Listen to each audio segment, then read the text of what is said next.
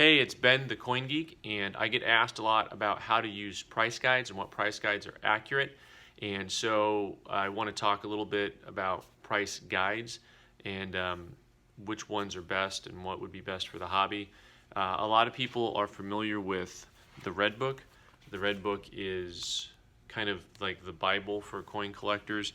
It goes over all U.S. coins ever made and colonial issues. It's a very handy book.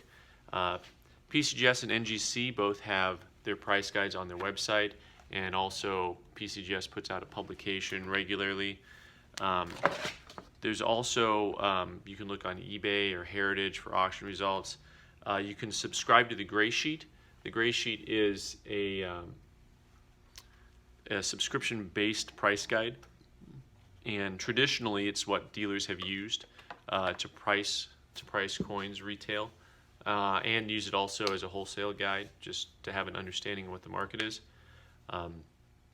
With all these numbers floating around, it's kind of hard to know exactly what things are worth. The best way to know what something is worth is to be really active in the hobby. If you collect Morgan silver dollars and you're active all the time, you'll have no problem understanding what they trade at. You can look at a common date, mint state 65 Morgan dollar, and say, hey, I know I can buy these in the $110 range today. So if you find one for $100 and you like it, you know it's a deal. If you find one for $120 and you really like it, you're like, okay, I'll buy that.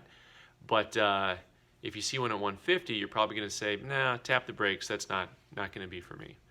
So I would love to see really accurate pricing, and I'm hoping that PCGS and NGC get there. The problem is collectors really love PCGS and NGC websites, and I find that their pricing is the most inflated. So I did a little research on 1880S Morgan silver dollars in mint state 65. Now, for those of you who don't know, 1880S Morgan silver dollars are among the most common silver dollars to find in really high grade. So I looked those up. I looked on some auctions and eBay and Heritage, and as of this filming, they're trading for anywhere from about $100 to $110 on the average. Some a little less, some a little more. And then when I looked them up in the Gray Sheet on this was actually pretty accurate. It has them listed currently at $105, and I've seen wholesale bids at about $90, so all that seems to jive. The Red Book is never going to be precisely accurate because it's printed once a year, and it's intended more as a guide than like a precise pricing instrument. But the Gray Sheet had them listed at $135. So the disappointing part for me is that NGC and PCGS, NGC's price guide was at $150, which is way over market, and PCGS was at $130, which is also over market. PCGS, it looked like had just adjusted their pricing downward. It had a little red down arrow indicating that the price had changed. So you can tell that they're tracking things and they're showing market changes, which is good, So the best way to know market pricing on things is to be really active in your hobby. After that, I wish I could send you to NGC and PCGS.